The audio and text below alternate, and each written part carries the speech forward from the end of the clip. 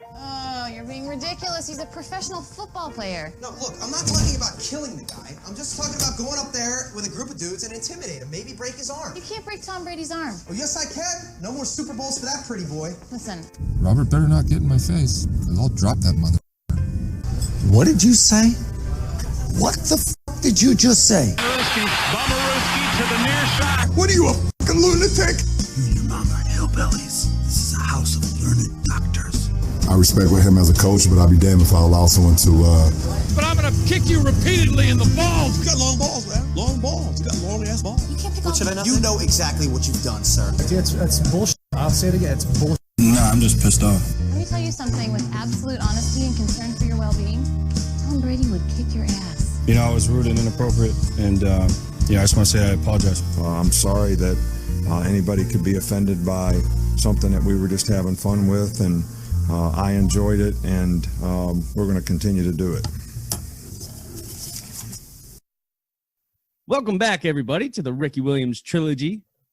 This is episode number 55, brought to you by Fumbruski Sports. Boys, how are we today? I got Eazy out there in sunny LA. How you doing, kid? I'm doing great. You know, again, it is sunny out here. It's starting to get warm finally for the first time this year. I likes it hot, baby. It's good for baseballs to travel. I believe it. And then we got Duke out there in rainy Seattle. I bet it's getting pretty nice out there this time of year now, Duke.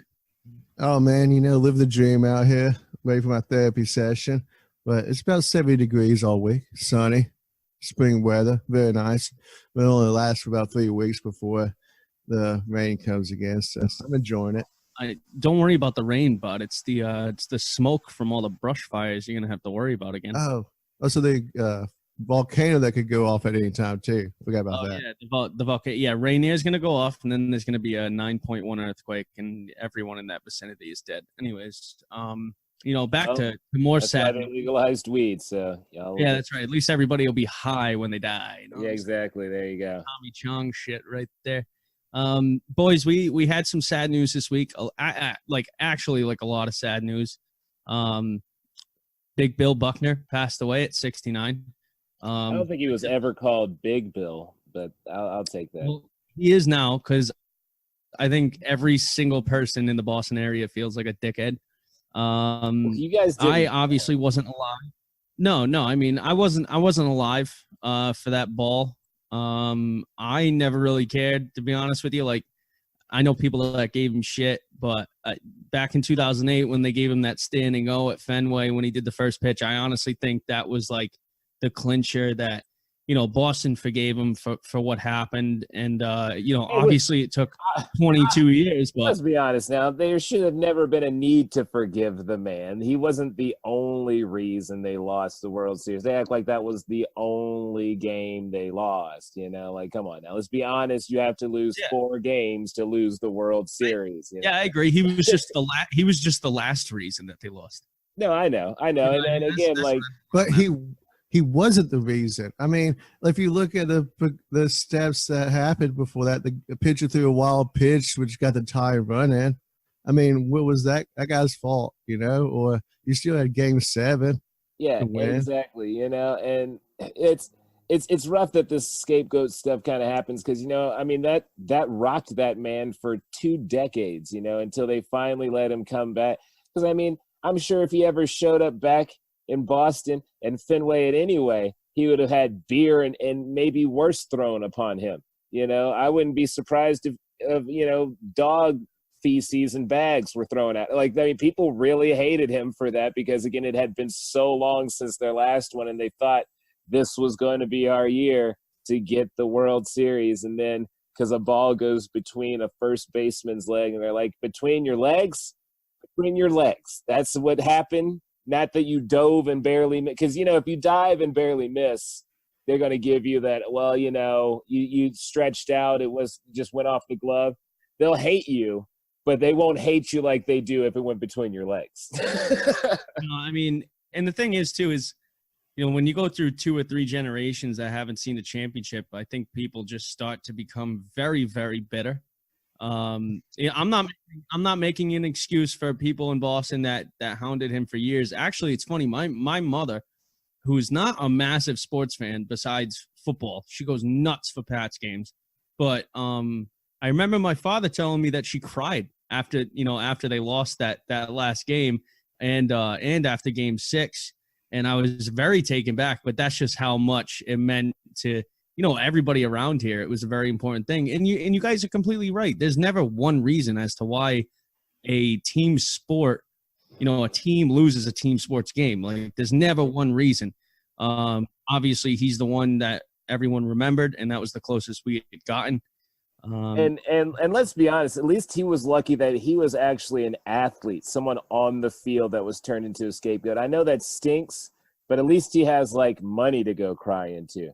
Whereas in like Chicago, man, like that was a fan. That was a man trying to enjoy the baseball game. He reached out for a ball, much like any person would do. Any person in that situation would be like, oh, a ball's coming at me. I'm going to see if I can catch it. You don't want to be the idiot on ESPN that has the ball hit you in the chest and you look stupid. You try to catch the ball. He tried to catch the ball, forgetting that the foul territory in Chicago is like a half inch. And, a play could have possibly been made. Again, we don't know if it could have. He could have dropped the ball. Any number of things could have happened, but they attacked this man, and he can never go enjoy a baseball game ever again. In fact, man, the thing that kills me, it's like the scapegoat thing is when it's personal. I heard Bill Buckner talking about how some teacher or parent or something said crap to a 4-year-old kid about him playing. Like, you're going to go to a kid's athlete, like the athlete's kid, and say some crap, dude. I mean, that's why Bartman's in hiding to this day. I mean, they offered him a World Series ring, and he still won't come out. He's hiding out of field today just because, I mean, they scarred that kid. That kid was like 20-something years old. He's like, I think, our age now, but it runs deep. I understand that was in the Cubs went 100 years without it.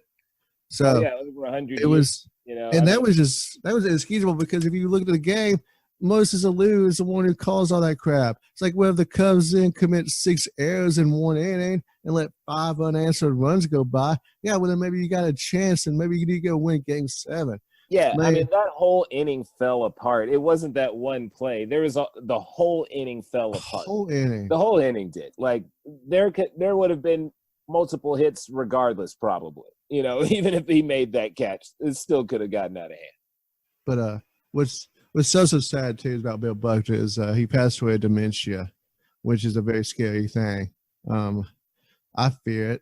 I mean, I can't imagine the last little bit and even not knowing who you are or what's going on.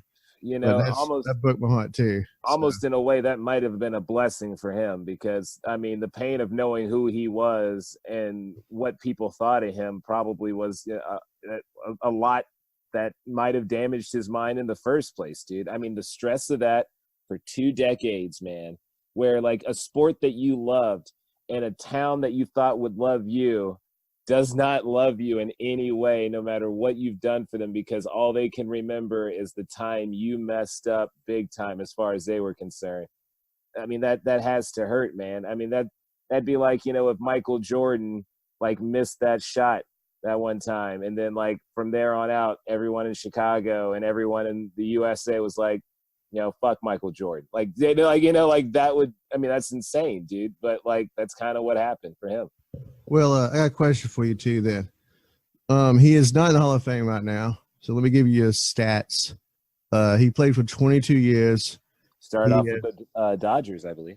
Yep. He had actually played for 5 teams, I believe. 2,715 hits, 174 home runs, 289 batting average lifetime. Runs 1,077, RBIs 1,208, and stolen bases 183. I mean, is that Hall of Fame notice to you, or is that just in the very good?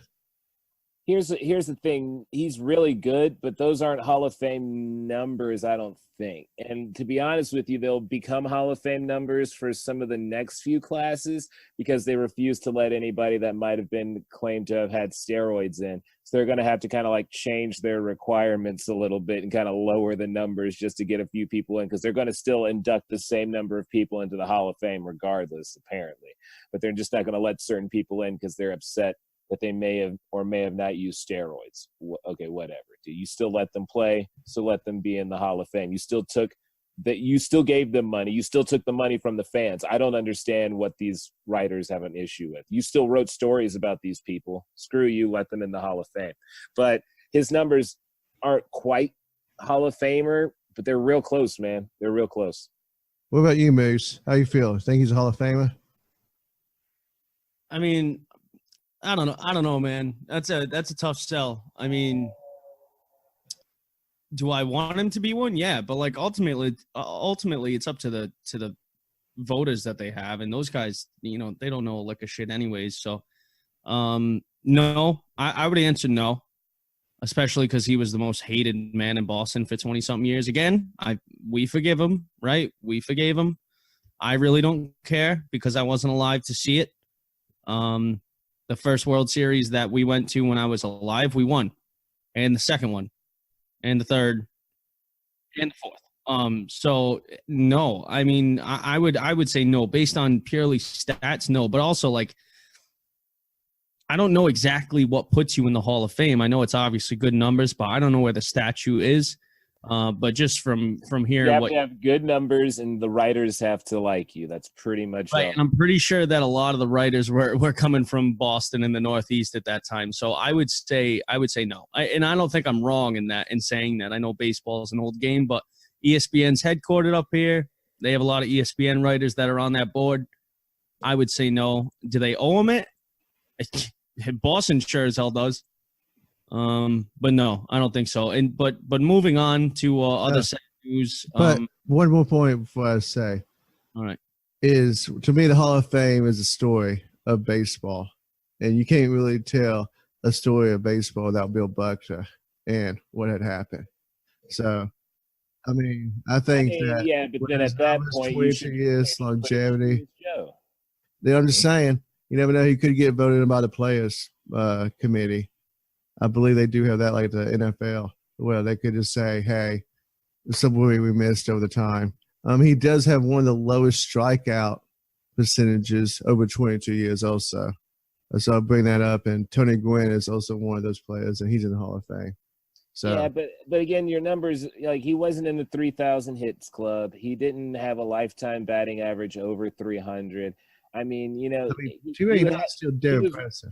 Yes, I'm not saying it's not, but I mean, you know, like for the Hall of Fame, you know, they kind of set the bar. Like you got to have pretty much a 300 batting average unless you were hitting like monster home runs all the time. You know, like they kind of set the bar around that. You might be able to get away with like a 295 or something lifetime, but like they really don't let you in if you don't have at least 295 lifetime. Right. And eventually that batting average number is going to be void because none of the kids nowadays care about batting average numbers. But anyway, before we get into a huge tirade about who should and who shouldn't be in the fucking baseball hall, I get it. No, it's a valid question. More sad news. Probably the only Packer quarterback that can chug a beer in the history of the team, Bart Starr, also passed away. Hey, I'm just giving credit where it's due. That man, Bart Starr, with a name like Bart Starr, you got to be able to put down a couple of Anheuser-Busch's. You know what I'm saying? Because drinking is what makes you a man. Look, Aaron Rodgers. Don't even get me started, all right? Don't even That's do it. the Irish Catholic of you, son. Really is. Hey, look, I'm just saying that Aaron Rodgers probably would enjoy like a wine daiquiri. All right, back to Bart Starr. Again, wasn't alive to see him play, but a sad loss. I know he's a pioneer for that position when he did play. So it is a sad day for the Packers. You know, their current quarterback can't chug a beer. Their best quarterback in the history of their organization passed away. It's just been a bad week for actually all of Wisconsin. What happened to Favre? Yeah, it's fair enough. That's fair enough. I remember him as a Viking. That year was electric. No, man. Favre's their best quarterback they've ever had. Okay, fair enough. All right. Five. Well, I'm just giving credit to the dead man, Jonathan. All right, No, like I understand, but you said the greatest, and I was like, nah, he wasn't the greatest. He was really good, but Favre is still the best cheesehead quarterback they've ever had. that's right, and he could definitely chug a beer. Oh, good Okay. Lord. But moving on to what Bart Starr was. Here we go. Passed away at 85. He was a Bama boy. Jonathan, I know, man. you know, Roll Tide. Roll Tide. Won 5 NFL championships with Green Bay before they had the Super Bowl. The one other thing that really caught my attention about him was not the stories about the football, but the interactions they had with people. Troy Aikman told a story of having surgery right after the Super Bowl.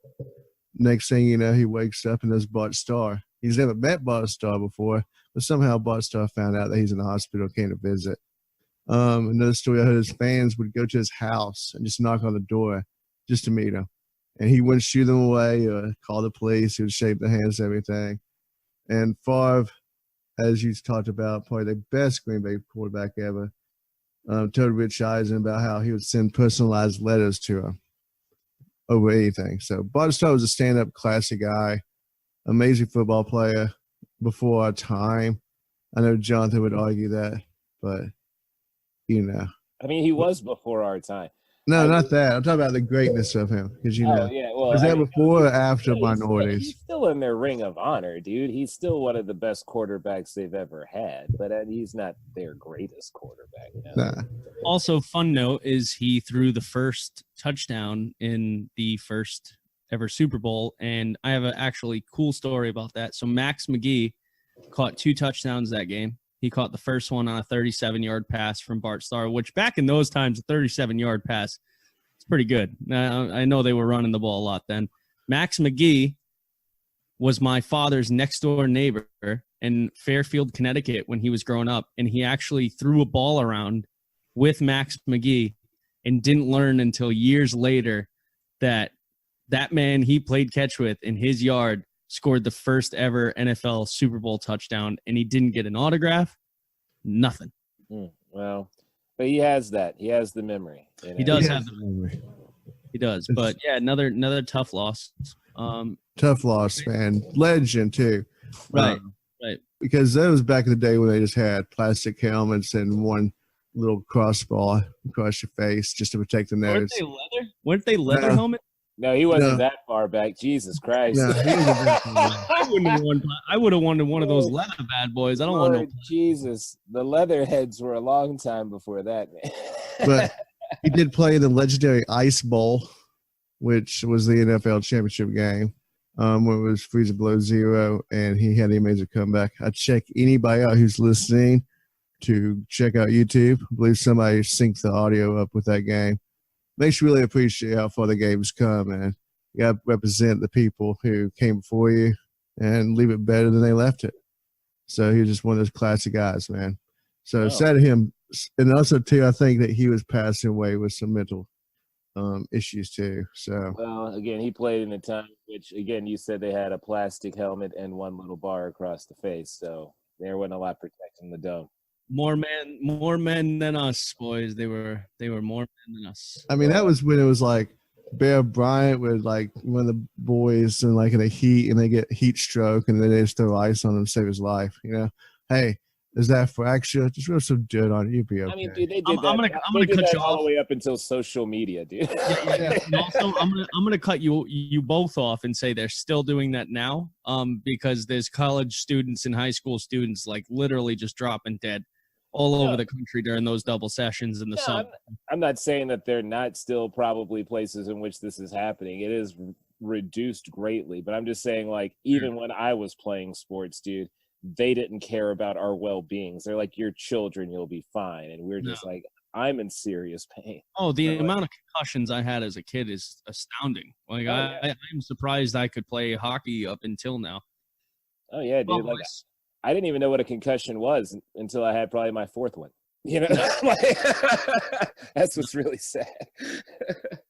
Anyways, Speaking of Bart Starr leading us into new generations of football, I hear that the labor talks and the labor rumors are swirling around the grapevine. Duke, what do you got for us? Well, the bargaining agreement comes in between the NFLPA and the NFL. That ends in 2020, so only a couple of years later. There's some major issues on the table. The owners are in favor of extending the season to 18 games. The commissioner's discipline policy will be on the table this time around. And the NFL's marijuana policy will be in the labor talks, people.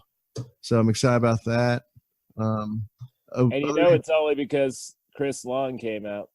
I mean, that like really makes the NFL kind of look bad, because who's the only people getting caught and getting pinched with marijuana? Is all the brown NFL players. And then this one white one's been like, dude, I was blazed the whole time. They're like, what? Like, and like, now they had to like flip the script on that. They're like, wait a second, some of these white people are in jeopardy of losing their jobs. So now they're like, change the policy. But one thing that worries me is union leaders have warned players and agents to prepare for work stoppage. So that is concerning. One of the biggest major topics is how they're going to split up the $15 billion they're making every year, and it's growing right now. So, everybody's got to get paid. And hopefully what's going to happen is they are going to get this to at least halfway done before kind of any stoppage happens. They had it before, so we don't need this stoppage. So they need to get off their asses and do it. But the good news is that they look like they are cooperating with each other because of that new marijuana policy.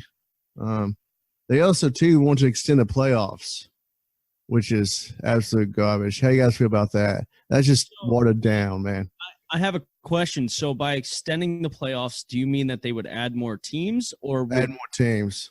Yeah, so they'd probably move it from 6 to 8 is probably what it would be. Actually, so no buy. Right? They want to move it to 14 teams. What? Yeah. You know what? I'm 14 teams, man. I'm reluctant to say that. How are we at 14? Yeah, wait, that doesn't make sense. Oh, 7 on each side, 1 bye each. Mm-hmm. Top seed gets a bye. But how do you? So the other twos are playing each other, and then one of the twos will then be playing to play the bye week team. Okay, I see what they're trying to do and set up there. So basically, you'll get another wild card, basically, team. A bottom feeder, like somebody who barely got into it. As a fan of the game, I wouldn't mind more football, but I think you're right when you said it'd be watered down, Duke. It's just you can't treat the NFL like it's the NCAA tournament. You know what I mean? But you can't treat it as if it's college football either. So I think the happy medium is where they're at now. I mean, they're really earn the playoffs, man. You need to be more than 500 to get in the playoffs. Like normally, you need to earn your spot there. It doesn't happen overnight. We all know that. Guys, we're really just bitching and moaning about one extra team on each side. I mean, there's already 6 as we speak on each side. True. You're literally just talking about one extra team coming in. So, I mean, it's not really that big of a deal. There's just one extra team gets a little more money. But still. Yeah, I wouldn't be terribly mad at it, man. I mean, more football is more football in my eyes, to be honest. Well, they wanted to extend the regular season to 18 games. That I have a problem. So would you take the trade-off of more teams, 18 games, or 18 games, less playoff teams? If we're doing 18 games and cutting down preseason to 2 games, then I'm fine with that. Because the preseason, nobody cares about anyway. So if you're doing there shouldn't be 4 games. It's ridiculous. You're right. Yeah, so you do 2 games of preseason, have an 18-game regular season. You can extend the playoffs if you want to. We'll only really at that point maybe get an extra week or 2 of football anyway, which is fine. But, if you want to go – well, no, it's still going to be just 1 bye week because what they're going to do – it would be 3 different sets of games during the wild card round, and then whoever wins between 2 of those teams will play each other, and then the other winner then goes to play the team that has the bye week. So like you're just adding more games the first week, but you're really not adding extra games, really, you know? Right. I mean, I would definitely be down for 18 game seasons. There's no reason to not have more football, dude. If I could have a 26 game season, I would be in favor of it. Here's my thing, though. Think about this, though, man. That's just how fandom. Okay. Let me make it personal for you, Moose. All right. Now, 18 games is a lot. That's 2 extra games they're going to be playing. Now, Right. most of these quarterbacks, your team usually wins all the time, whatever. But Belichick ain't going to make Brady play 18 games, especially when you got the playoffs on top of that. So he'll probably sit him down for 2 games Right. out of the season. So Brady's only playing 16 games anyway because you're risking him getting hurt. So basically, you're going to have 2 could be losses. You know, that's tough to put a quarterback say, hey, you're going to have to play 18 games, and then you may have to play the wild card, divisional. Right, and the thing is, too, is I agree. Brady probably still wouldn't be playing now if he played 18 game seasons every year. But the other thing is, he's been playing more than 18 games a season on average. But you're adding Right. 2 Yeah, games on top of that. Yeah, For me, I mean, we're just playing a what if game, Duke. You know, like Because between me and you, it's just like I don't really care. that sounds like horse shit, Duke. I don't buy that one. I'm just at all. saying I don't buy it, dude. I don't buy that they're going to be sitting players down because of these 2 extra games, dude. Because Why? there's money. Because you've talked about the money. There's money involved. Oh, there's money doesn't mean they're that. not going to do that. So that's not going to happen. They're not going to do that, dude. And plus, what you're going to do is then, I guess, have earlier retirements maybe for these quarterbacks. But then you're now going to condition them to be able to be prepared for the extra long season. But the hell if they're going to just take 2 losses just because. I mean, no, that's not happening. I'm not saying I'm going to take 2 losses. I'm just saying that I could see. Well, to sit down a starter is like taking 2 losses. Okay, Popovich does it all the time. I mean, other That's leagues do it all the basketball, time. dude. Those you have more But games. I'm just saying. Yeah, I'm just saying though. They're conditioned to. I mean, back in the day, they were conditioned to play 88 games. But what I'm saying is that I could just see the coach being like, "Hey, man, there's just going to be 2 games. We're going to get ready for the playoffs, so we're going to sit you." Yeah, Yeah. maybe on the back end of the season if they have the luxury, but I just don't see coaches doing that, man. It's just not owners aren't going to like it, so now your ass is going to get fired. B, fans aren't going to like it because they spent good money to see Tom Brady and he's sitting down just because they can beat the Steelers or just they don't think they can beat the Steelers and it's not important to the final standings. Whatever, dude. You know how those things are. I just don't understand. think that's gonna work. But I'm just saying is that I just see players because you're going to have more concern for safety. You're going to have more concern with injuries. You're playing 2 extra whole games They just when pay you're them. already going to go wild card, divisional, championship, Super Bowl. That's 4 games. So They'll just pay them more. 1, 2, 3, 4. Problem but solved. for that though, you're going to have to extend the roster. That 53 Well, man then roster maybe is going to they'll- have to get extended. Well, that's fine. You know, you add Because- 5 more people to the roster, dude. Make it 58. I say 10. And Nah, another they're, guy gets paid. they're not going to do 10. They'll probably Why do not? 5.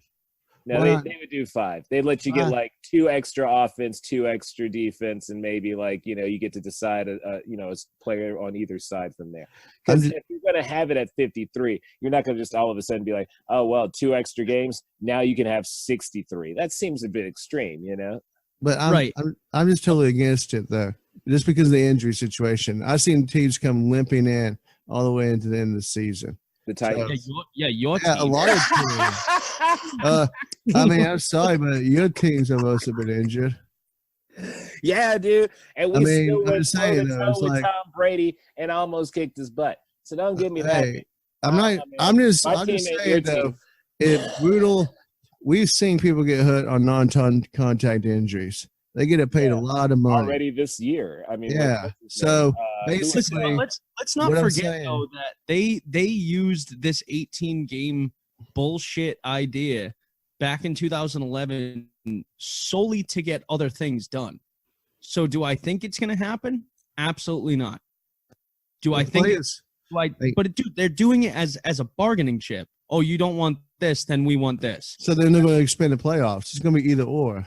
That's the thing. I don't think it will be. Well, I think it'll be the extension of the playoffs. I think that because you're only adding one extra team. You're not even adding an extra week of football. All you're doing is adding one extra game, though. Yeah. So that's better than two extra games.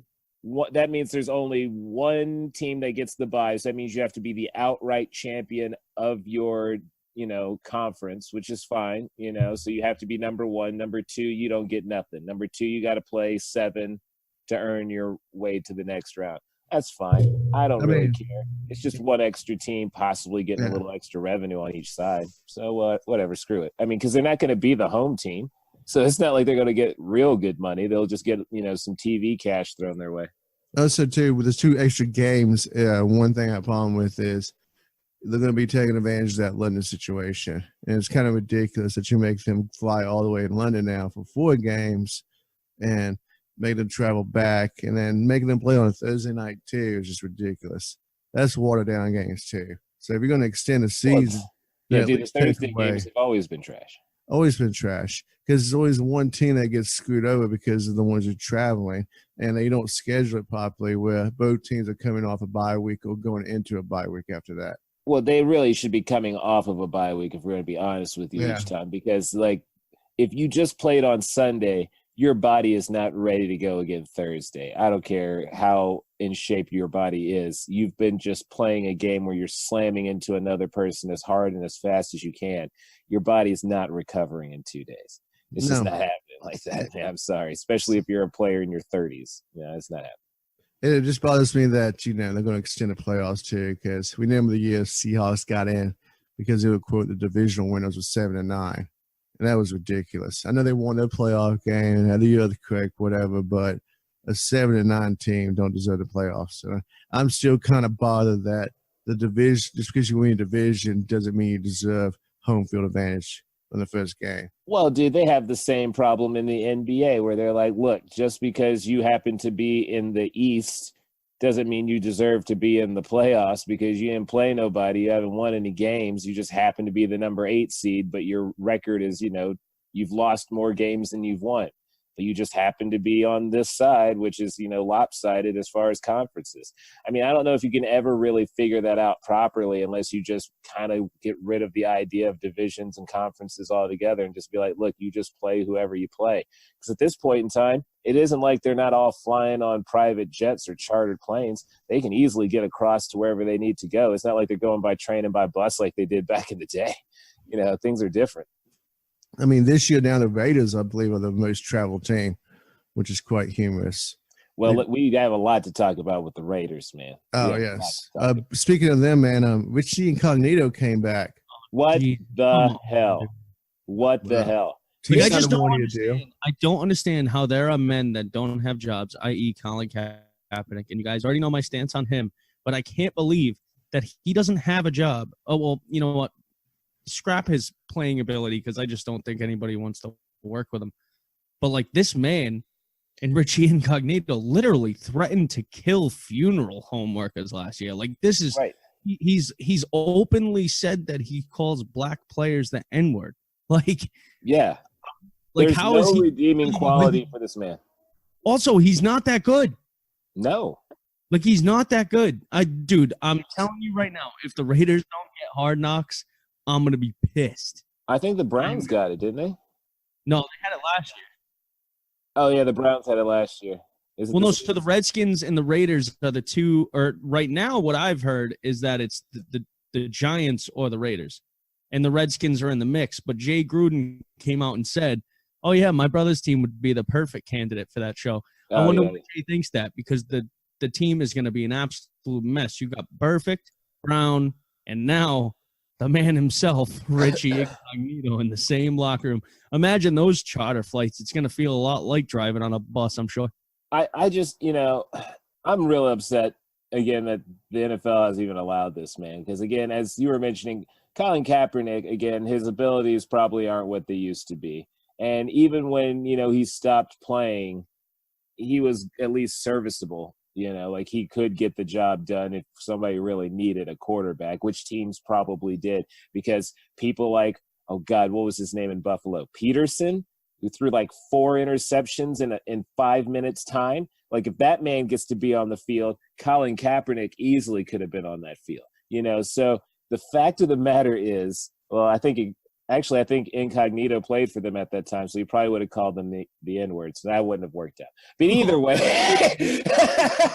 Well done, Jonathan. I mean, well done. That was quick. You're a quick guy there. But either way, man, like the fact that this man has done so many terrible things and is getting more and more chances, and he's only getting older. And I mean, I can't believe that he's that much better, of a player. He has been out of the league for like a year, I think. So, I mean, this really. Well, he was threatening like suicide or threatening people with a shotgun. And then he said he wanted to cut open his daddy's skull and examine the brain at the funeral home. Like, yeah, that's wrong. Yeah, that clearly messed up. I mean, I've never met a Richie that wasn't like fucked in the head. I mean, I don't know how many Richies you guys have met, but we got a lot of Richies around here. They don't let us call him Dick anymore. I kind of crazy that Dick's back in the day. A guy named Dick was like a respectable man, and now it's Richie. Like Jesus. Okay, well, I think you guys are missing a point here. I think this is a mental health issue, man. I say. Because what if it is, dude? If this is like CTE, early onset, I mean, the man's been playing for his whole entire life. What if we're actually witnessing him actually degrade right in front of us? Because now he thinks these are acceptable things to do, like you said, examine your daddy's head at the funeral home or threaten people with a shotgun. I would agree with you, man, but this has been him like ever since I'm saying that, but he's played his whole life, right? So. Well, this is a very early instance of this. Like, for Junior, it still was. It took a little while and Junior was hitting people as hard as he could, and he still didn't start seeing symptoms of it until later into his career. It don't matter when you see symptoms. I'm saying it's early onset, because you could take somebody's erratic behavior and just excuse it off as say, oh, well, they're just wild, man. They're out there just playing football. He's hitting it hard. He's just football player, man. But I mean, if he's been hitting since Pee-wee and then, concussion. I mean, like you said, you didn't even know what concussion was till your 4th or 5th one, Jonathan? Just shake it off. And now we know it's like how many times as an offensive lineman, he won out to the sidelines and he knew he had to be a strong player. So I'm just saying what's sad is that we could be witnessing an actual live mind just go to waste. Well, if that's what we're witnessing, we should not be putting him in more situations in which his head is getting cracked. And so it's horrible. There needs to be a real examination then on him. But I don't really think it's that case. I mean, it might be more as he's getting hit more. It might be coming out more. But I think this is who this man was. And now it's just becoming worse with maybe head trauma. Yeah, like, dude, I mean, honestly, he's a lot different. Like, this guy is literally batshit fucking crazy. This dude is Aaron Hernandez type crazy. Like, if he was a different color, maybe he came from a gang, man. Like, I don't know. I'm just saying. Like, this guy was part of a gang at some point. Like, he's just nuts. He's batshit crazy, this man. I understand. You excuse all crazy without the explanation of it. I'm just saying the man's probably been playing football since Pee-wee. How many times has he got hit in the head? He's an offensive lineman. All right, well, dude, I'm going to be honest with you right now. I know you didn't play no football in Pee-wee. I know you was playing golf. Hey, I wanted to. Okay, my heart was there, dude. No one in Pee-wee is strong enough to hit another kid in Pee-wee hard enough for them to knock that. And here's the thing too, and I want to revert back to what I said before about being in a gang and being of color. Is not that I said. What I meant to say was, if he was a man of color, I bet people would suspect gang activity or drug use when he was in his teens, but they're not. People like you right now are like, this is onset CTE. No, the man's fucking bad shit. Okay. Well, what if we mix drugs into that too? Steroids, huh? Great, but you're not. But you and others. Sad, dude. But you're not insinuating that. Like, I'm telling you right now that nobody's thinking that, and everyone's thinking it's a mental health issue. When a black dude's friggin' smoking joints, they think it's a mental health issue. Or that who does that? Who thinks it's a mental health issue? They don't have just because it's illegal. Well, yeah, because the NFL does, because it's a controlled substance. It's a business too, dude. Yeah. Yeah. So right. to drug test you. That's what you signed on the contact. I don't agree with it. I get high all the time. Have we heard of Incognito failing any drug tests? I mean, they cover that shit up. We know they do. Well, not for this guy, because it would be a reason to get rid of him with a little cleaner of a slate, because, a lot of teams have gotten rid of him. Hey, man, all you have to do is just pass one drug test, and that's on 420. That's it, man. I mean, I just don't know, dude. Random ones every now Chris Long said he got by it all the time, and how many of those players are not high all the time? Well, that's because, again, they do random ones, and the random ones aren't really random ones to who? Hasselbeck? Well, yeah, it was like Ed Reed right after he was kneeling, and they hit him up like every other week. Right, wicked fast. And my point is that, like... And Vinatieri got tested more than he did. Listen, I was talking. You got busted. Yeah, that's right, sucker. Whatever. I've never heard of this dude getting drug tested. I've never heard anything about him being in like a gang previous, nothing like that. What I'm saying is that when it comes to Richie Incognito, we're talking about mental health. When we're talking about other people that are doing drugs in the league and drinking, we're talking about them being crazy, dude. And I think personally that it might be because because he's white as hell, man. We're talking about him having a mental health issue. I ain't making this racist. No, I'm not insinuating that you are. What I'm saying though, that like there's still not an excuse for the way this man acts. Like mental health or not, he needs help. I'm not saying that like now Bolsa, he's excused for saying racist stuff on Twitter because maybe he was hit in the head as a child. I mean, like even still, like people have been hit in the head as children. Yeah. That didn't mean that they were immediately a bigot. People have done drugs. They weren't immediately bigots. Like I don't understand why you're saying that just because he's a bigot doesn't make that he does not have a mental. I'm just using that as one example. I do, but what about Tyreek Hill then? What about we're saying he's an angry man and he's dangerous and all. What if he generally has an issue to the head like Richie Incognito does? Like that's all my point is. And I think because he disciplines a child that way. He could after years of playing football, going hard like that, and raging yourself. But you didn't say that for him, though. You didn't say that for Hill. That's what the Moose is trying to point out. Because you bring it up, though. Now I was thinking about it since you brought up the point of it. Yeah, I could see that now. That was a good one, right? It came out so skewed when I said it the first time. Everyone's just going to immediately think I'm racist, but that wasn't my point. That's a good point. It's just that and you know what, Duke? I didn't think about it before this either. It just kind of came to my head. Yeah. Maybe it was the Rolling Rock I just chugged, but because they do play a violent game, man. Anger management's a real thing, and that could be lead on to that. I'm just saying, what with these players now that we're seeing it, because now we understand it, because a lot of players are even saying you shouldn't even be playing tackle football till high school. Yeah. Some players I'm not even letting my own son hitting each other hard enough at a very young age. Like they're kind of wrapping up and falling down. But kids get concussions all the time, though. Right. Man. I don't know, though. I don't know. Be easy. I was the fattest kid on the field, and I used to lay some haymakers down. Like honestly, but even what you thought was a haymaker was not like the hits that you received when you hit high school, though. From a 380-pound man. Yeah, exactly, dude. Like those hits, were completely different, man.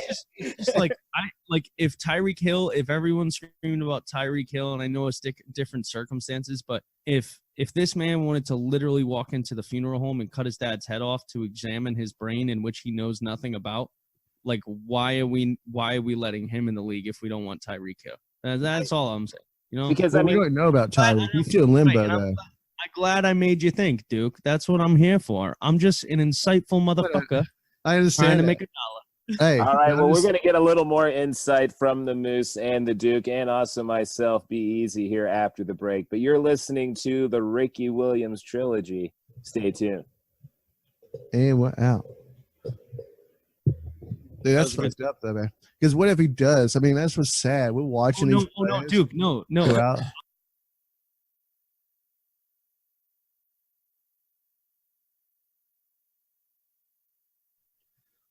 Welcome back, ladies and gents, to the Ricky Williams Trilogy.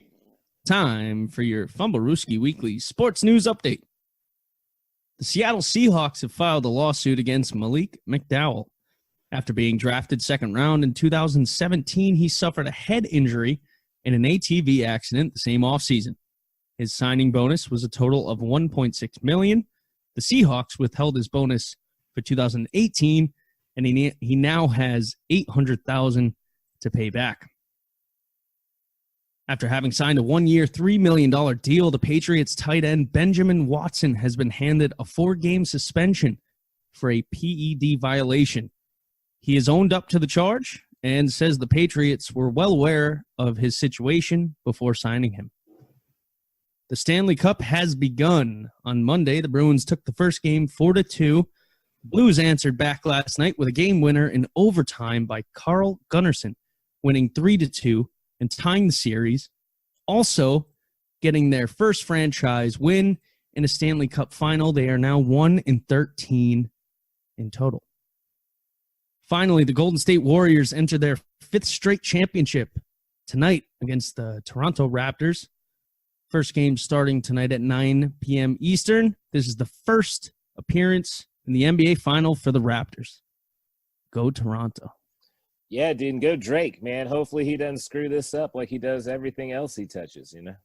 I mean, dude, can we not talk about this real quick, though? Like, in any other sport, have you ever seen a man run up on the court and play this bullshit? Like, I understand it is, and I'll lead with this, right? Obviously, he's a big part of what Toronto's doing right now, but I'm telling you, he's a diva.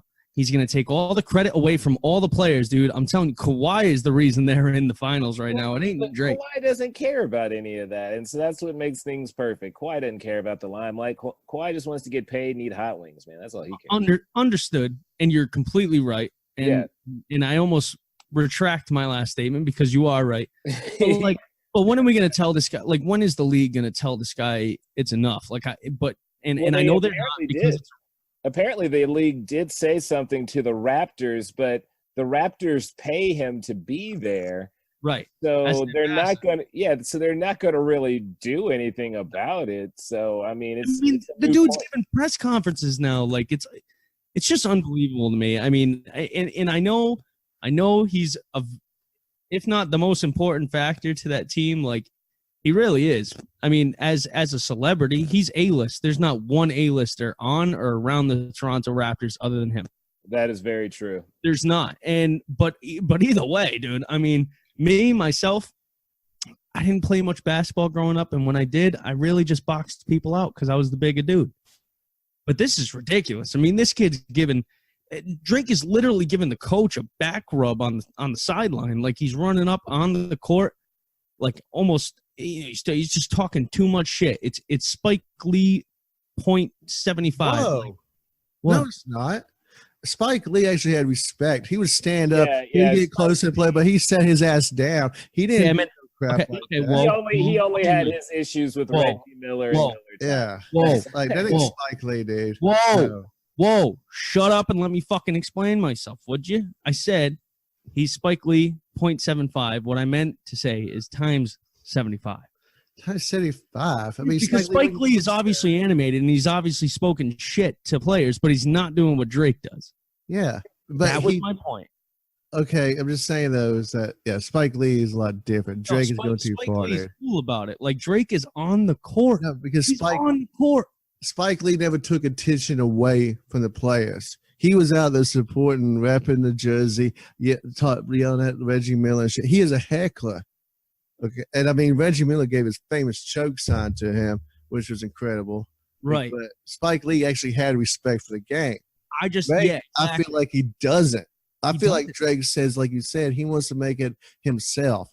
He wants to be like, I'm the star. Look at me. I'm the Raptors. Like, right. Well, you saw what he did at the fan watch the other night. Is he said, believe me, I did it. Like, we did this. We created this. We're a college sports team. Yeah, no. He is using the we. Yeah, no. Wow. This is Drake's greatest project compared to the rest of the albums. I know us guys. We use we as when we talk about our teams, you know, but realistically, we're not out there playing. You know, we just love our teams. Drake is taking it too far where it's like you're taking away from the players, you're taking away from the city, you're making it about yourself. I have wrong with that, and you're right. It's childish. It's very wrong. It bothers me. It's like, why can't Moose do that? Moose gonna get famous that big. Okay, Like, what if I went up to Tom Brady while he's on the sideline, slapped him in the ass, and said, "Way to go, Hoss!" Like, well, also too, but we Tom talked about Brady. this last year that the fans are too close to basketball. They're way too close. Well, listen, but Tom Brady should give you credit for all the Super Bowl wins because he did pat you on the head. So after that, pat me on the head when I was 6 years old. Yeah, so he deserves to give us some. He deserves to give you some credit, dude. Okay, because with all the Super Bowl wins, it's because he touched your precious head. But Drake ain't that good luck. So Drake needs to just sit down, shut up in the skybox, and enjoy it. You know, right? I just think it's ridiculous. Like, I think it's not over the line in the way he acts about the team, because he really is, like, as far as A-list celebrities go, he goes crazier than any of them on the sidelines. But now he's the most animated celebrity I've ever seen. Dude, I mean, we saw Jay-Z on the sideline to his own team's games. We've seen Mark Wahlberg in Boston. Jack for years. Right. We've seen some characters, no? Yeah. But none have put a sense on the game like this. Like, I just don't know. You know who Drake is, though, right? He's that guy that you don't want to ever invite to your house because it's really uncomfortable watching the game with them. And they just take it way too far. Wow. Hitting the TV, doing this shit. So you're always keeping it on the DL. Hey, man. That would be like yo ass if you Titans make it back to the Super Bowl. Dude, I watch the games alone. I know this. Why? I have to watch the games alone. Wait, let me guess. Can I guess why? Oh, dude, man, I get way into it. Way you're too emotional. Yeah, because I love my team, man. That's why people invite me to watch Pat's games. I just can't do it. That's why you gotta take a walk sometimes, man. I'm the same way, dude. Like they're like, oh, dude, I just want, like, I'll go nuts. I'll start screaming, and they're like, oh, we just wanted to invite everyone over for the game. We thought it'd be a fun occasion to drink. Like, no, oh, you think this is fun? You think like we're down 7 in the fourth? You think this is fun? This is a good time to you? Yeah, no, I get it. And Drake has that passion for his Raptors. You can see it. You can tell. But also there's a sense of entitlement that comes along with his privilege to be on the, court side and running up to the players and talking shit to Giannis and giving the coach a back rub. Like, you know what? Make the guy an assistant coach. Make him an assistant coach. If the players want, and I'm sure the players would respond well to him. They've given him a title technically. I mean, he's basically mascot B. Like that's kind of right. No, right now he's mascot A, or should I say ascot A? Whoa. But he's being an ass. He's being an ass. Is he not? Okay. I thought you were talking about ascots, and I was like, dude, I don't want to offend the billionaires that might be listening to our podcast. No, I'm just saying, like, okay, if you think of. That's right, and they wear ascots, all of them. No, they're learning something today. No, I mean, you think of all the other famous people from famous, specific cities that go to every single basketball game. When I think of basketball, I think of Drake, because I think of who represents each team as an A-lister, and he's the one in the league. Believe me, the players love it. There's no doubt. But when the Lakers start winning again, then you're going to see the A-listers come back out. I mean, Lakers is still the place to be. I mean, Jack Nicholson, all those guys. The A-listers still go. They're just not showing those games because it doesn't matter. And the other thing is, too, is that this is a small market team. It's the only team in their entire country. And Drake has always repped the 6. It's been obvious. And I think the biggest effect it has is that it's a small market team, and they got Kawhi, who's quiet as a bug, at the helm, and he's doing great, but he's not that reality TV star that every single MLB team is looking for now. And Drake is it for them. But I mean, I digress. I still think he shouldn't be running on the floor. I think that's fucking bullshit. I mean, you understand too, Toronto, you got the Maple Leafs who haven't been to the Stanley Cup since there were 6 teams. Then the Blue Jays haven't been relevant since 90, was it 5 or 6 when they won the World Series against my Braves. So that's a sports town that has had a drought. And the Raptors have always been on the edge of good. I mean, they've had some great players like Vince Carter, Chris Bosh, all those guys. So now they just got to the top. I did hear some ridiculousness today when they said they have as many fans as most American teams do, and I was like, It's just a lie, dude. I'll tell you right now. I would put down a farm. I'd put down the farm as far as a bet goes on if Toronto Maple Leafs fans, and they run that city. Don't get it confused. The Maple Leafs run that city still. If the Maple Leafs, now I'm sure a lot of Maple Leafs fans, dude, I'm sure the Blue Jays run that city more than the. No, definitely not. It is a hockey city, dude. No, I said over the Raptors. I'm saying they've brought at least championships. Right, but true. But now that Drake is involved, people love the Raptors. I mean, it's hot right now. But what I'm telling you is that a lot of hockey fans up there are probably also basketball fans. Fair weather to be fair to, but. If you offered the Toronto Maple Leafs just a Stanley Cup appearance, not even a win, a Stanley Cup appearance to completely get rid of Toronto, send Toronto somewhere else, the Raptors, the Maple Leafs fans would take that all day long. The whole city would. I'm telling you, like, this is a small market team because they're still growing. I mean, basketball in Canada, you know, it's obviously growing. You got RJ Barrett coming up this year. He's from Canada, but there's still only one team. And to Canada, hockey is everything, man. Yeah, but Vancouver had a team. They couldn't support it. So I can understand how it's growing, but it's growing very, very slowly. Like you said. You know what, dude? If Vancouver had a team in basketball now, I think they'd be able to support it because Seattle people would start going up there just to see some basketball. Oh, no, dude. Seattle people, they're still bitter about the Supersonics, dude. Oh, so bitter. That's what I'm saying. They would go to the Vancouver team. They would not go to Vancouver, man. Oh, yes, they would before they go to Portland. Yes, they would. Oh, before Portland. They choose not even to watch basketball. That's how bitter they are. Like, yeah, they're not going to look at Portland, but they might get soft for Vancouver. Nah, man. I think they would. They would. Because they can't use the Grizzlies anymore because, you know, they're not leaving Memphis. Dude, they're still repping Supersonic gear out here. Oh, so hard. I asked the guy up in Seattle if he was a Thunder fan, and he looked at me with such disgust. Like, if looks could kill, I was dead 2 times over. And he was like, are you going to ask me that question right now? And I was like, dude, I just moved here. Like, I don't know. You guys don't have a basketball team. Like, what are you, a fucking Trailblazers fan? I don't care what fan you are. I'm just trying to create conversation. And he was like, I will never support the Thunder. They ripped this team straight out from underneath us. And they did. But it's true, they did. But you know what? They have a baseball team. And things are happening in baseball, folks. People are getting hit by stuff. It's the name of the game, man. I mean, well, it's not the name of the game, I guess, if fans get struck. We'll cover the story. Recently, a 4-year-old girl was struck during a baseball game between, I believe, the Astros as well as the Chicago Cubs. The ball went into the stands, much as they do, and it was a big ordeal because immediately you heard the child scream. Oh, crap. Who was the batter at the time?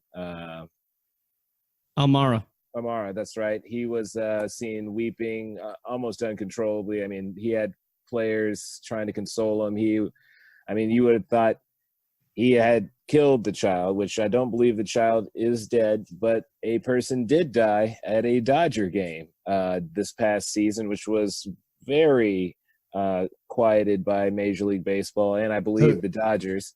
Hush, hush. Yeah, I will admit no knowledge, yay or nay, just in case one day someone that I work for hears this, but I may or may not have known about this, and we may not have been told to keep our mouths shut. So either way on this situation. Wow.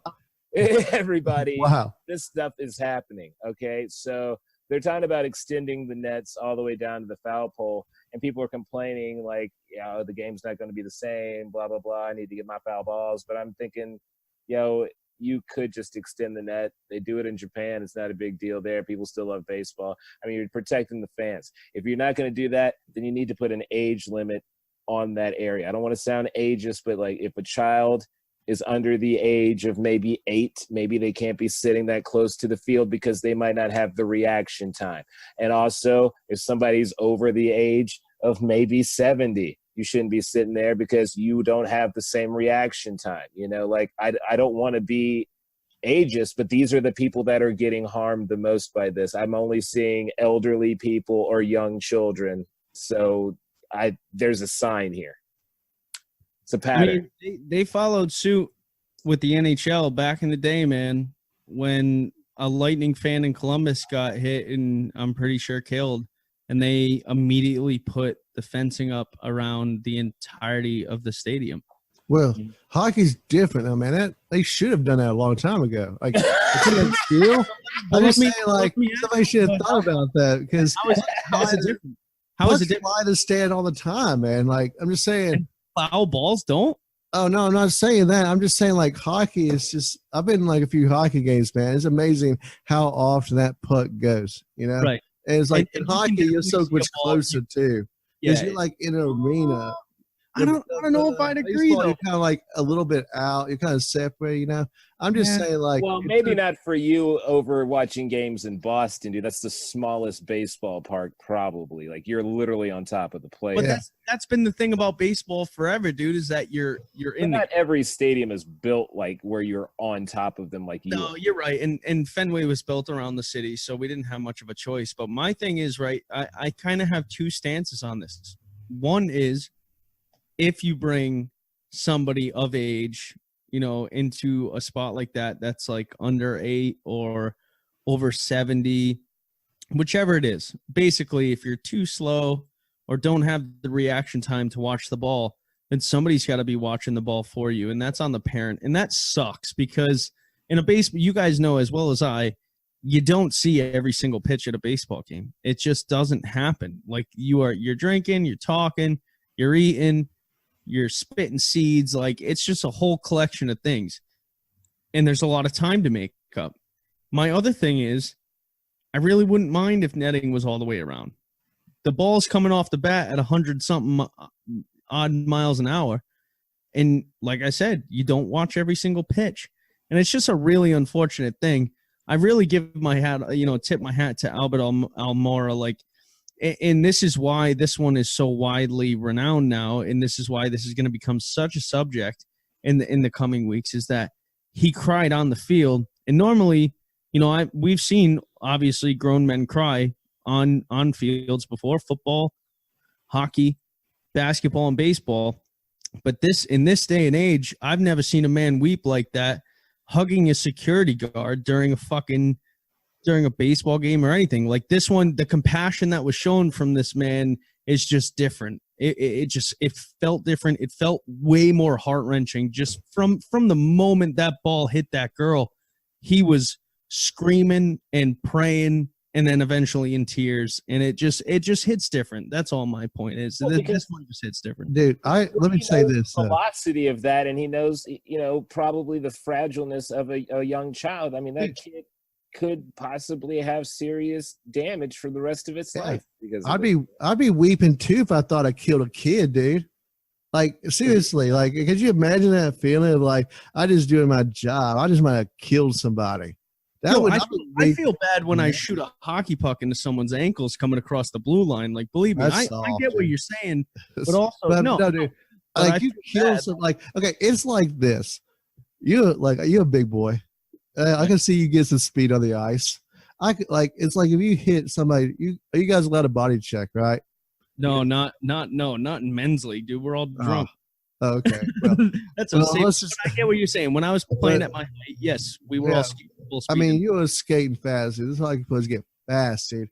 I could only imagine how much you would feel bad if you hit somebody hard enough to where they fell down unconscious like that. The first thought of your mind would be like, oh my God, did I just kill a man? Yeah. Like, I mean, generally, yes. I mean, and it's just, I feel like it's different because, I mean, I don't remember hearing about the Dodger woman, the old woman that passed away days later after the Dodgers game. I don't remember that generally. No, because to be honest, like, it's ageism. Because it was a elderly woman, nobody really cared. It was a 4-year-old girl, then more people would care and be like, oh my God. I mean, realistically, how many times people do get hit in major league stadiums? This is an issue that should have been settled a long time ago. I mean, I've seen some pretty, like, bats have gone into the stands where they've hit people. Oh, didn't All some good kid get sense. hit either last year or like, you know, between 1 and 3 years ago? Some kid got hit with a broken bat. Another one got hit off a Aaron Judge bullpen foul ball. Like you're right. It happens all the time when you're at a sporting event. If you're with a kid that can't keep their head on a swivel, you better have yours on one. Yeah, that I agree with. That's why there's two parts to this, though.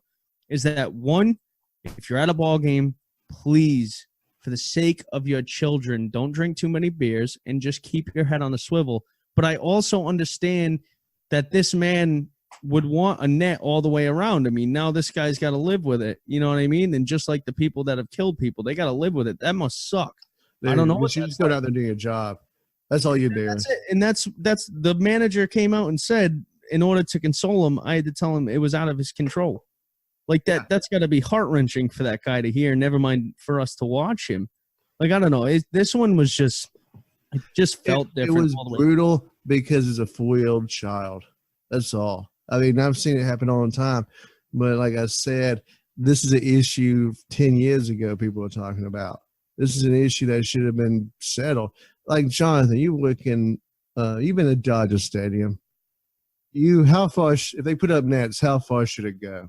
Should it go to the foul post? Should it go halfway? I mean, it should probably, at this point, probably go to the foul post because I think maybe yesterday it happened at Dodger Stadium where an elderly man, I mean, he wasn't like elderly, but an older man got hit in the head and you could see blood trickling down his head.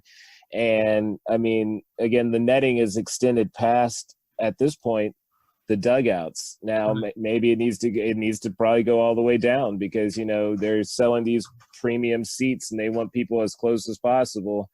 But at the same time, people are, you know, they're drinking, they're eating, they're talking, they're socializing. It's unfortunate now because you're not going to see that person that's the ball boy giving a ball to a little kid unless they can squeeze it through the net. I'm sure they'll find a way. But I have to agree is that I heard some argument that you can't see the game because of that fence. That's such bullshit. That's the people right behind home plate can see. Mary Hart's right there. But that's a little different if you were sitting first row on the third baseline all the way down the field. You might have a little trouble seeing home plate, but also I don't think you will.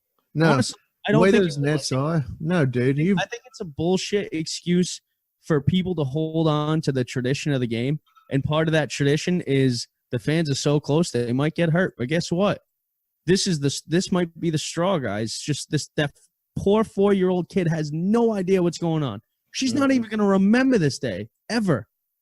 But she might remember like it was just like a lot of pain at a baseball game. She may never go to a baseball game again and not really understand why she's traumatized. I don't blame her. Play golf, kid. Play tennis. Jesus. But to your point, man, is there should be like you said, the interaction between the games and the players be that close. Like you said, you see players all the way down close to the fence out there messing with the fans. You'll see them get up into the fan stuff. That experience is great for baseball. Right, Don Mattingly reaching in and grabbing some popcorn from a fan on the first base.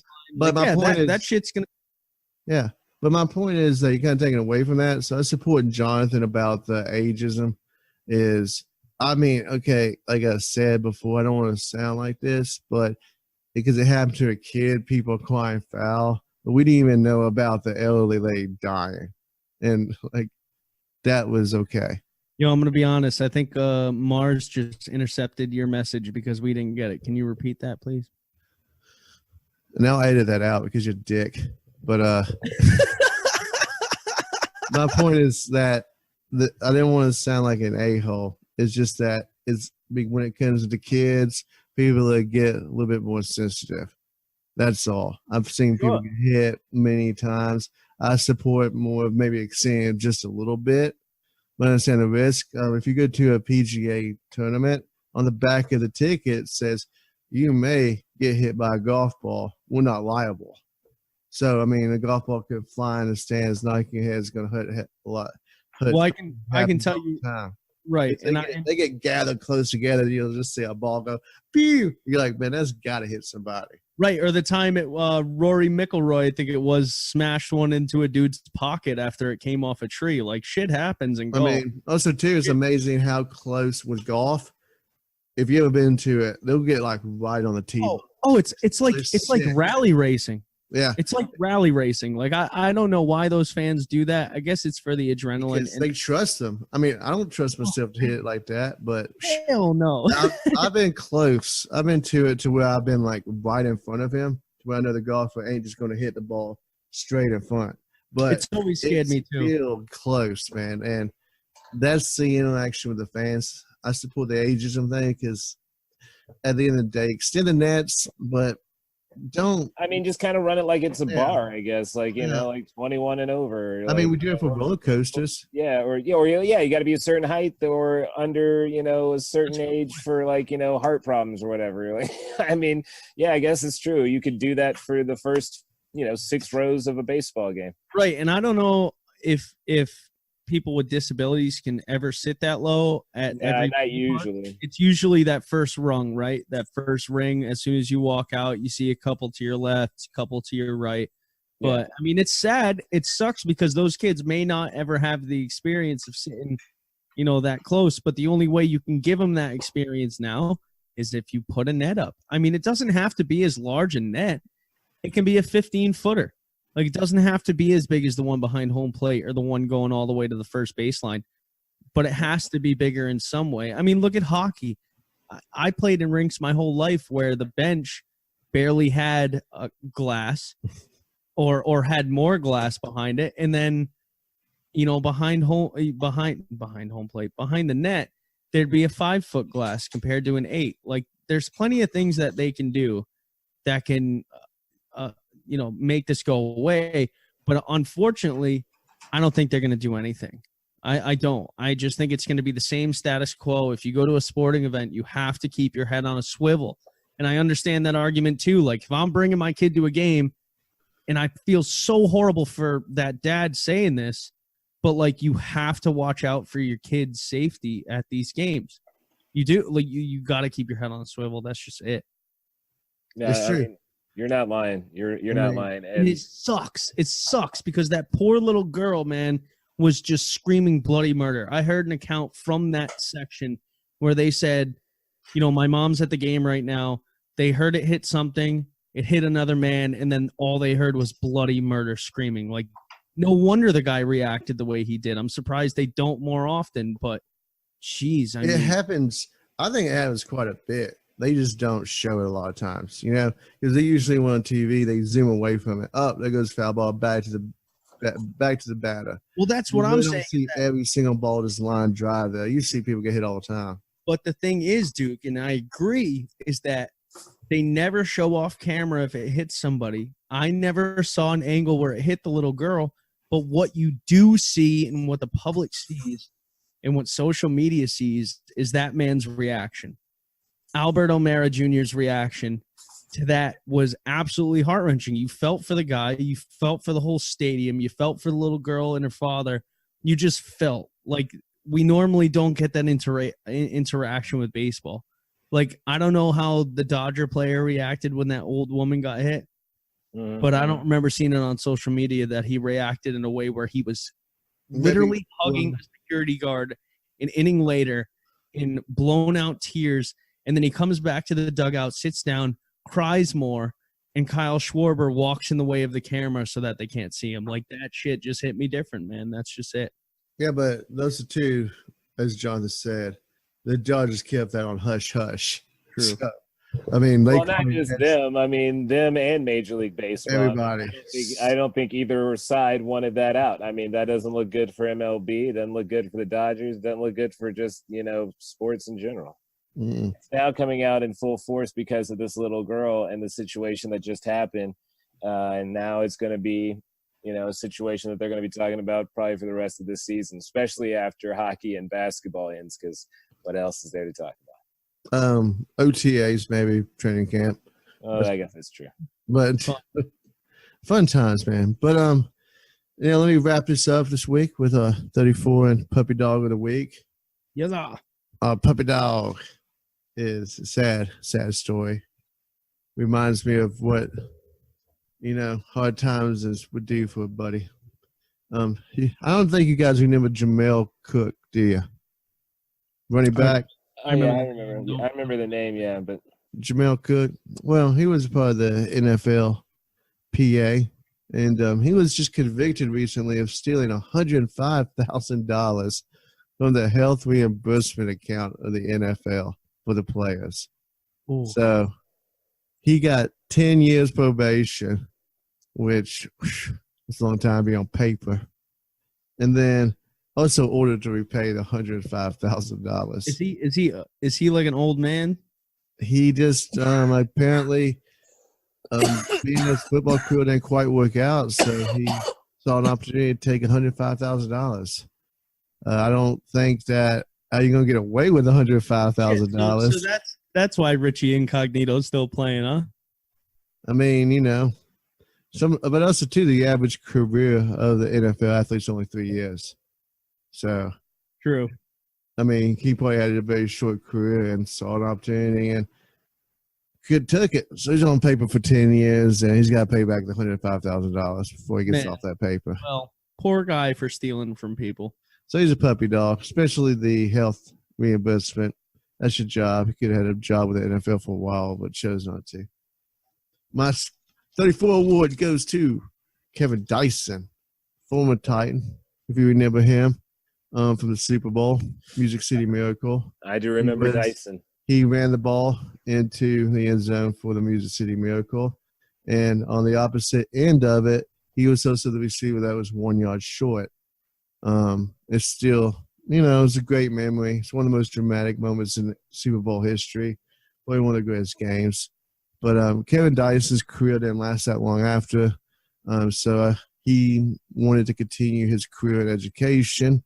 So this week he became a principal of Grassland Middle School in Brentwood, Tennessee, to continue his career, to help educate kids, to be a part of their lives. Since he did go to college for education, want to be a teacher. So good shout out to him. I have a problem with the New York Times call him a sad icon.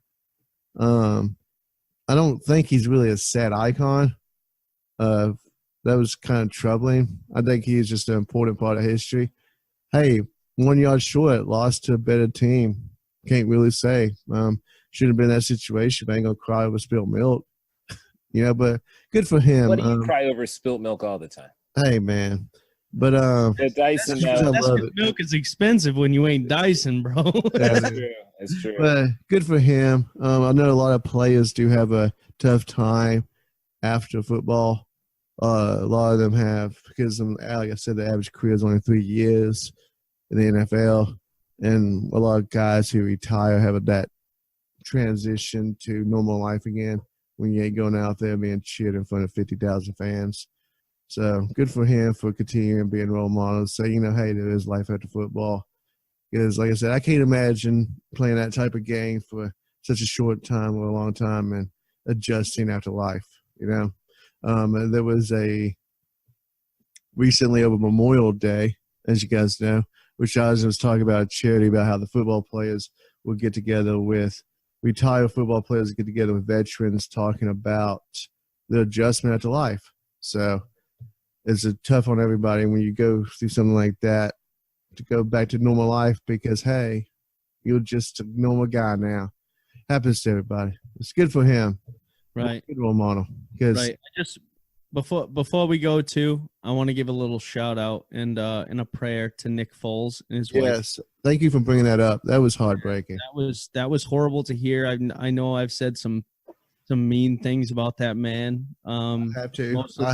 But that was just business, though. This is personal. That was business. That's a good way to put it, though. That's a good way to put it. When I heard that, any story like that just absolutely breaks my heart when it comes to kids and family. And I truly wish the best moving forward for Nick Foles and his wife. Sad story. She miscarried, and it was horrible. She was 20-something weeks in. Their second baby. The second, and she actually, what was horrible is she delivered. So they actually had a miscarriage like that. That's horrible. I can't imagine. He took that's one of the hardest things for any woman or family to go through.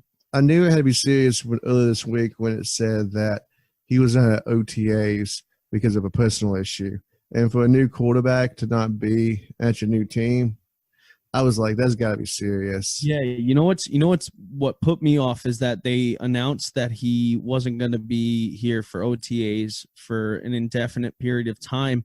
And then the Jaguars tweeted something like, our prayers and thoughts with Nick Foles and his wife right now, or Nick Foles and family. And so at that moment, somebody's most likely, has passed on. But for something like that to happen to a quarterback and a man and his wife that just moved to a brand new city, that's, just God bless him. And, our prayers here at Fumblerooski Sports and the Ricky Williams Trilogy go out. I know, too, let me say that we do say a lot of crazy stuff, but it's never personal. It's only business on the field. We respect these men for what they do. They go out on the field and do something we can't do. So anytime it's personal like that, like he's a Jaguar, so he's on my, crap list right now. But as a man, my thoughts and prayers are with him, and I wish him the best going forward with the Jags. So, right. Because like I say, man, we do it all the time. We say some crazy stuff. Of course we do. But we don't. It's never personal, because at the end of the day, it's just a game, y'all. It's just entertainment. That's all it is. Passing time. All love, man. Yeah. It's just, man. It's just, and who knows, man. Nick Foles could go out there and light it up, dude. We could win the Jags a Super Bowl. Who knows, man? Hey, hopefully so, man. It'll be great if he can, win another one, especially after something like this. Well, I mean, that would prove that he's a true Hall of Famer if he does. Because, man, to take another team to the Super Bowl after leaving, only, I believe, Manny has done that. So, who knows? But we look forward to the season. As Moose said, it's 98 days? You're muted, Moose. Yeah, 98, 99, 90-something gate. 98. It's 98. 98. Okay. So it was like 3 months, and wow, that's tough. I don't know about you guys, but this offseason has been long. Oh, it sucks. Like, I don't remember it being this long, man. I feel like last few years it's been like, bam, we're in training camp. It's like, yeah, we're still in OTAs, and it's like not even mandatory OTAs yet. So that just sucks. That's right. We have a long way to go and a lot of episodes to come from the Ricky Williams Trilogy. Boys, I think that just about wraps it up. I hope you guys enjoyed the first game of the NBA Finals tonight. The Bruins and the Blues are on again tomorrow night. And, it was a good week, boys. Make sure you guys get on social media, like all our stuff, at Fumblerooski Sports on Facebook, at the Ricky Williams Trilogy on Facebook, at the RW Trilogy on Twitter. And what's our Instagram handle over there, Be Easy? It's a RW Trilogy podcast, so you can follow us there on the gram. And also we're on YouTube, right? Yes. Please subscribe to our channel. Check us out. But we will be adding video here soon. Once we'll have more content for the beginning of the year. I'm excited about that. New shows. Money Mouth is coming back. So pretty much our content will be growing, and I hope you'll be growing with us as we add video and other content to YouTube. So please support the channel, subscribe, like us, comment, do what you want, but we support everything because, hey, we're just having fun here, y'all. That's all. It's true. That's true. Right. And opinions are like assholes. Everyone's got one, and you're probably one too, and we'll enjoy it. That's right. Exactly, my friend. Exactly. So on that note, man, go Titans. Go Chiefs. Go Pats, baby.